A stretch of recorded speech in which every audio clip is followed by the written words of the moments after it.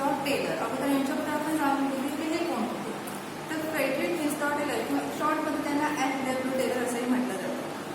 तर हे एक अमेरिकन व्यक्ती होते ज्याने मिडवेल स्टील वर्क्स येथे फिलाडेल्फियामध्ये यंत्रकार म्हणून आपल्या कामास सुरुवात केली व हळूहळू स्वतःच्या परिश्रम व विकासातून मुख्य अभियंता पदापर्यंत पोहोचले. त्याने आपले जे विचार मांडलेले आहेत ते वैज्ञानिक आकडेवारीवर आधारित असे निरीक्षणीय प्रयोग सादर केलेले आहेत. त्यांचा व्यवस्थापनाकडे पाहण्याचा जो दृष्टिकोन होता तो वैज्ञानिक होता.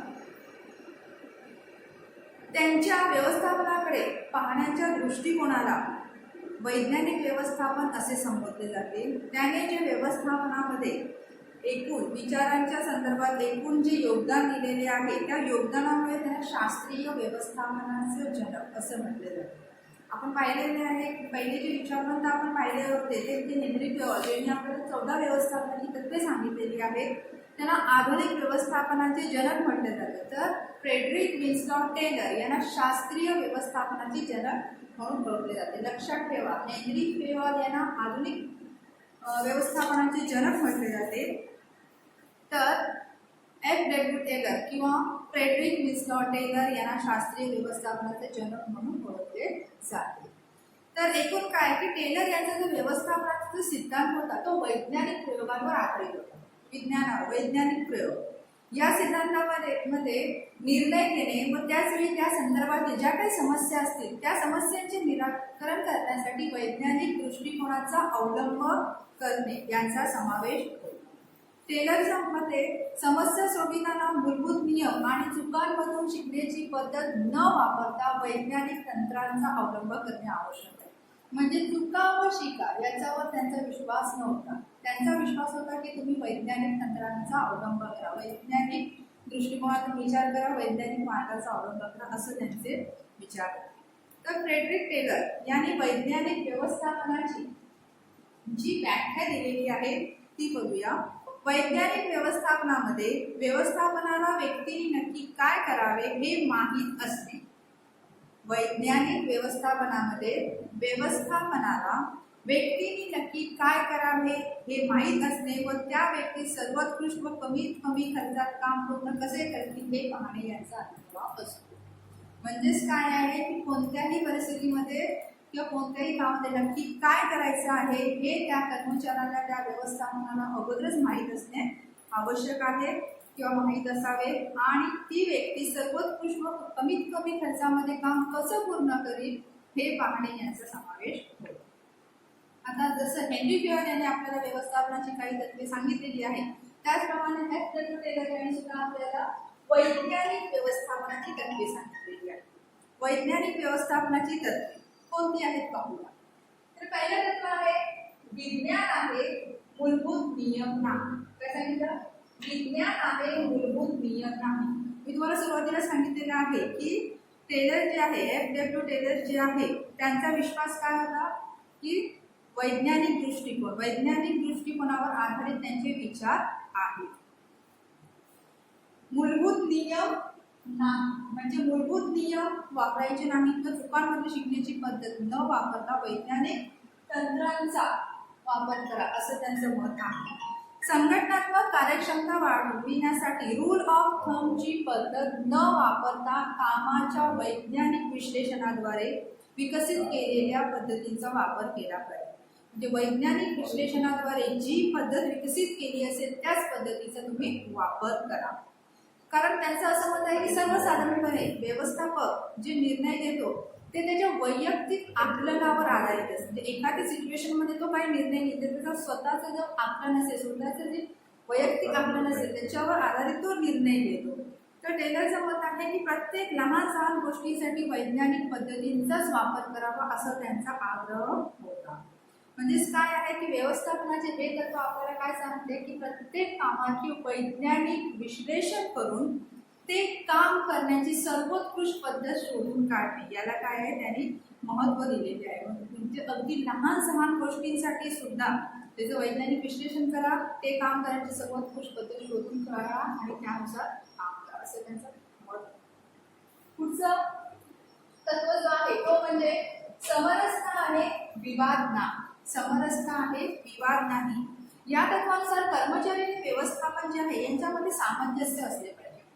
जर कर्मचारी आणि व्यवस्थापन या दोन्हीमध्ये जर समन्वय असेल तर संघटनेमधील संघर्ष जे आहे ते आपोआप कमी होण्यास मदत होते. कर्मचारी व व्यवस्थापन यांच्यातील सामंजस्यपणामुळे कामाच्या ठिकाणी चांगले वातावरण निर्माण होते आणि अपेक्षित ध्येय प्राप्ती जी आहे ती मिळते, म्हणजे यश प्राप्त होते. समन्वय जेवढं चांगलं असेल तेवढी कार्यक्षमता वाढते, अपेक्षित ध्येयापर्यंत आपण लवकर पोहोचू शकतो. परंतु संघटनेने यासाठी कर्मचाऱ्यांचा फायद्याचा व कर्मचाऱ्यांच्या विकासाचा पण विचार केला पाहिजे. पुढचं तत्व आहे मानसिक क्रांती. टेलर यांनी मानसिक क्रांतीची संकल्पना मांडली. हे तत्व कर्मचारी व व्यवस्थापन या दोन्हीचा एकमेकांकडे पाहण्याचा जो दृष्टिकोन आहे त्या दृष्टिकोनात बदल घडवून आणण्यावर भर दिले. मानसिक क्रांती म्हणजे व्यवस्थापन आणि कर्मचारी या दोघांचा एकमेकांकडे पाहण्याचा जो दृष्टिकोन असतो त्याच्यामध्ये चेंजेस, त्याच्यामध्ये बदल घडवून आणणे याच्यावर भर आहे. कर्मचारी व व्यवस्थापक या दोघांनाही संघटनेतील त्यांच्या समान अस्तित्वाची जाणीव असते. जे कर्मचाऱ्यांनाही अस्तित्व आहे याची त्यांना जाणीव असली पाहिजे. संघटनेचे ध्येय प्राप्त करण्यासाठी दोघांनीही संपूर्ण सहकार्याने काम केले पाहिजे. त्यामुळे आपोआप उत्पादन क्षमता वाढणार आणि नफाही वाढणार. कर्मचाऱ्यांनी व्यवस्थापकांच्या अस्तित्वाची जाणीव असली पाहिजे आणि व्यवस्थापकांना सुद्धा कर्मचारी आहेत आपल्याकडे काम करते त्यांच्या अस्तित्वाची जाणीव असली पाहिजे. जेव्हा दोघांमध्ये समन्वय असेल तेव्हा आपोआप संघटनेचा नफा जो आहे तो वाढणार आहे. नेक्स्ट जो आहे तत्व तो म्हणजे सहकार्य आहे व्यक्तिगत स्वार्थ नाही. सहकार्य म्हणजे एकमेकांना मदत करणे. तर सहकार्य आहे व्यक्तिगत स्वार्थ नाही, म्हणजे स्वतःचा कोणाचा एकाचा स्वार्थ नाही. हे तत्व जे आहे ते कार्यबळ म्हणजेच कर्मचारी व व्यवस्थापनातील परस्पर सहकार्याला महत्त्व देते.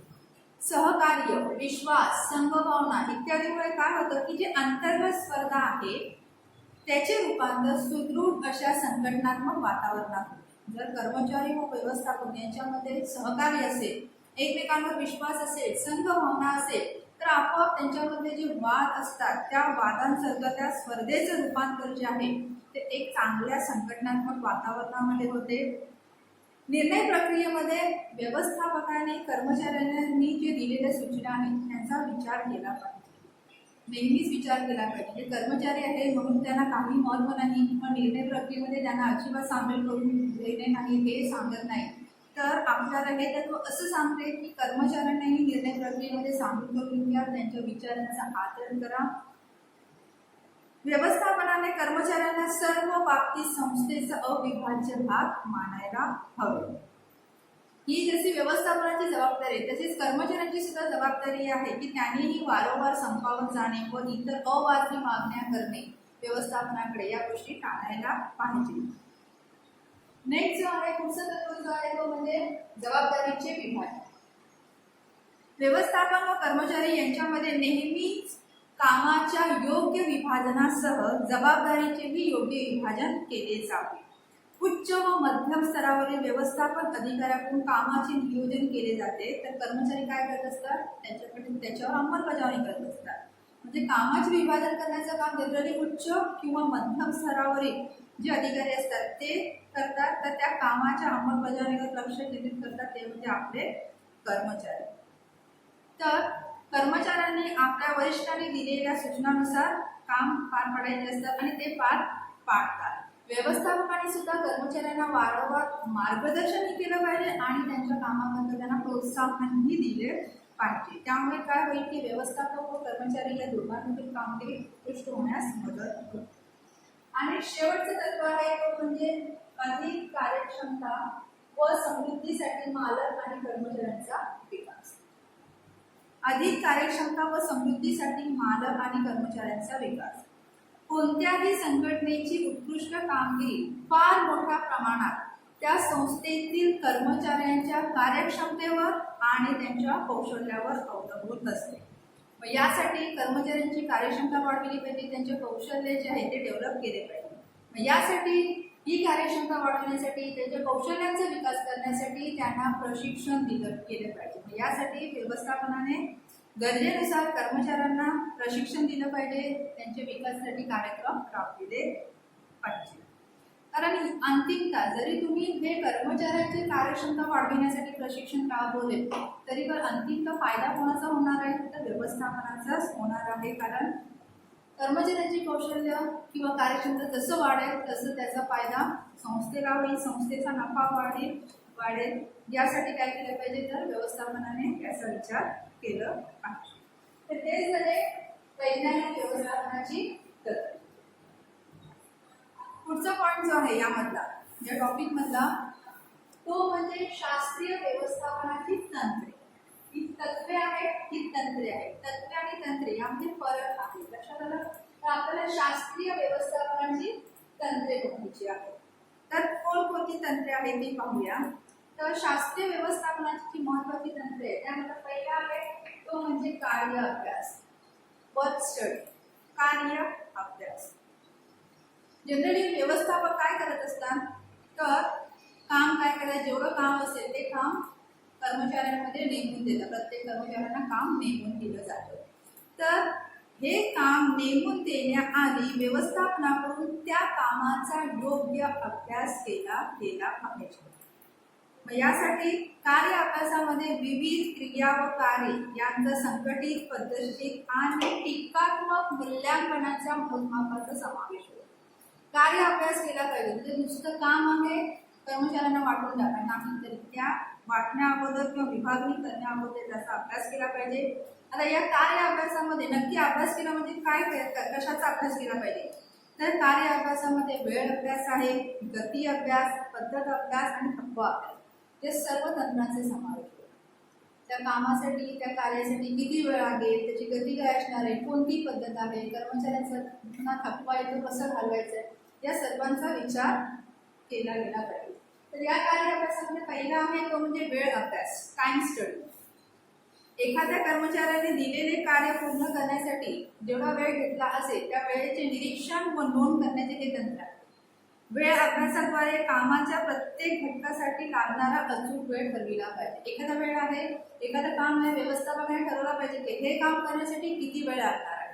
हे जेव्हा स्टडी करून ठरविले जाते, अभ्यास करून ठरवलं जातं, त्यानंतर त्या कर्मचाऱ्याला ते काम करण्यासाठी दिलं जातं आणि त्यानंतर दिलेल्या वेळेमध्ये तो कर्मचारी ते काम पूर्ण करतोय, किती करतोय, त्याचं काय केलं पाहिजे, निरीक्षण व नोंद केली पाहिजे।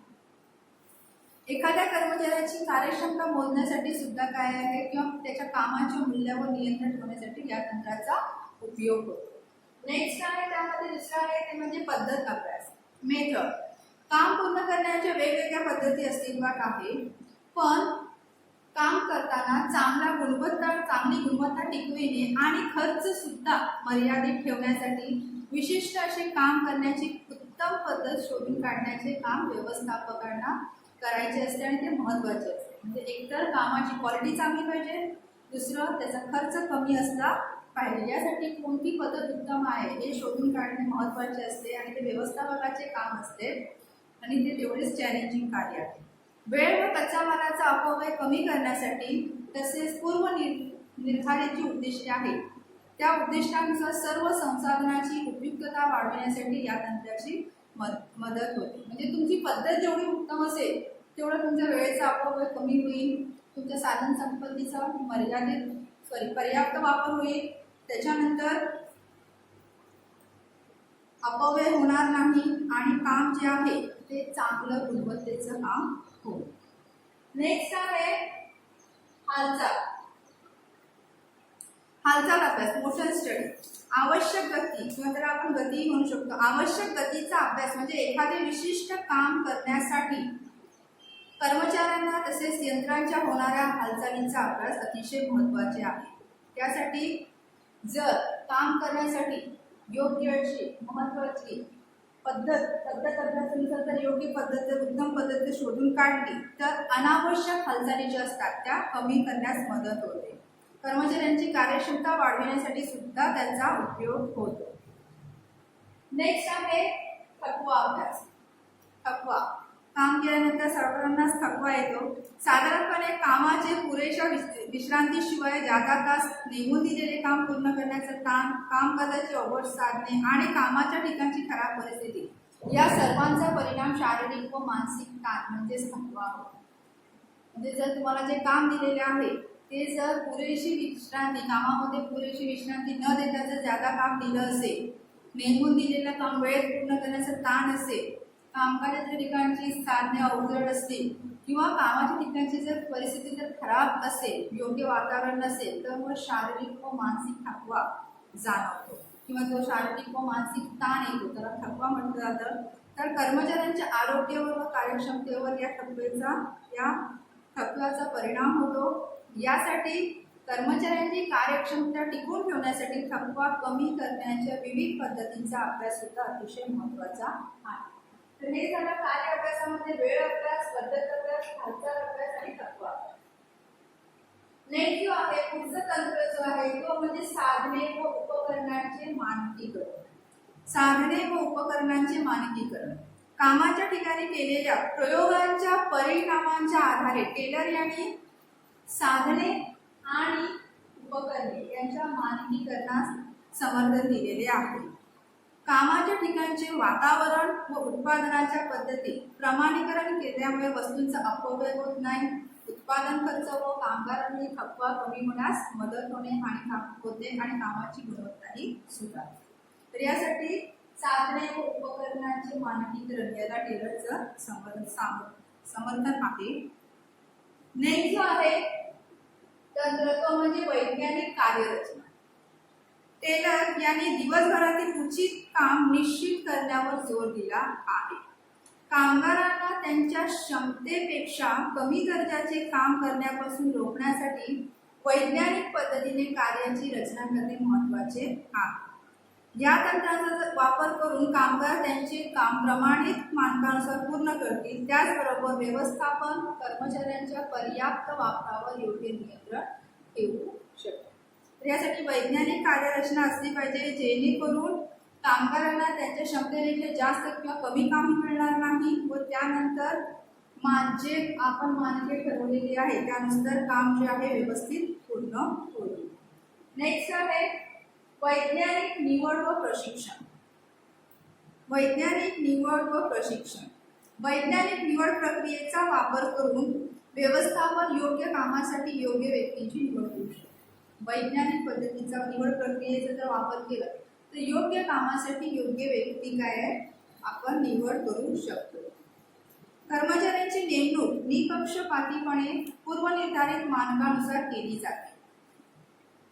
निवड झाल्यानंतर त्यांची कार्यक्षमता वाढविण्यासाठी योग्य प्रशिक्षण कार्यक्रम सुद्धा प्रदान केले जाते. म्हणजे काय की एखादा काम करण्यासाठी योग्य असं कर्मचारी निवडण्यासाठी तुम्हाला वैज्ञानिक निवड पद्धती वापरावी लागते आणि त्याबरोबर त्यानंतर प्रशिक्षणही द्यावं लागतं. नेक्स्ट आहे कार्यात्मक संस्था. कार्यात्मक संस्था टेलर यांच्या या संकल्पनेत नियोजन अंमलबजावणीपासून वेगळे केले आहे. नियोजन अंमलबजावणीपासून वेगळे केले आहे. कारण कसं आहे की कामाचे व्यवस्थापन व परीक्षण करणाऱ्या जे व्यक्ती असतात त्या भिन्न असतात. नियोजन करणारी व्यक्ती वेगळी असते व परीक्षण करणारे व्यक्ती जी आहे ती वेगळी असते. म्हणून प्रत्येक व्यक्तीचे निरीक्षण दोन भिन्न पर्यवेक्षकांकडून केले जावे. याच्यावर काय आहे अशी शिफारस किंवा याच्यावर टेलरचा भर आहे.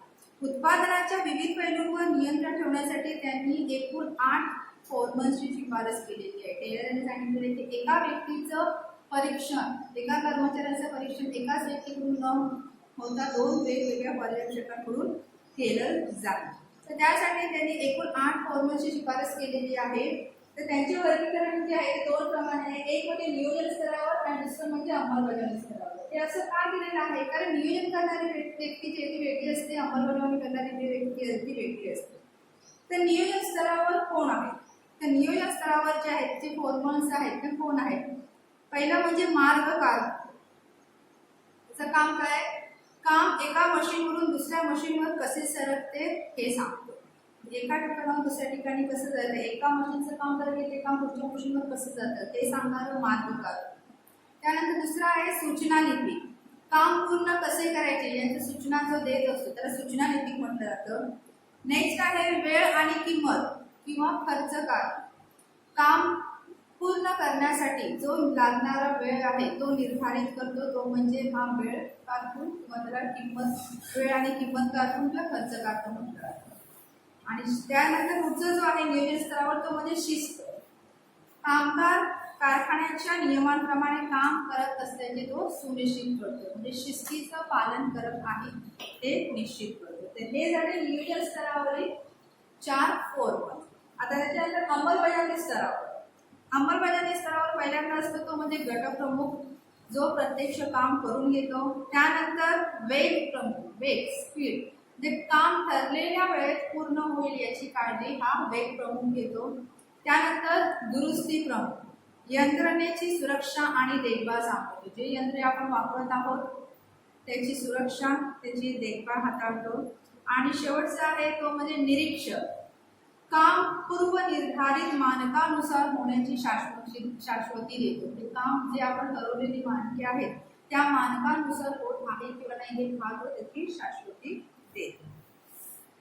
टेलरचं असं मत आहे की सर्व कार्यांचे नियोजन व अंमलबजावणी योग्य विभागणी केल्यामुळे व्यवस्थापन निश्चितच कर्मचाऱ्याकडून आवश्यक कामगिरी साध्य करू शकते. म्हणजे अशा प्रकारे जर नियोजन स्तरावर आणि अंमलबजावणी स्तरावर जर कामाची विभागणी केली तर व्यवस्थापन निश्चितच कर्मचाऱ्याकडून आवश्यक अशी कामगिरी जी आहे ते साध्य करून घेऊ शकते.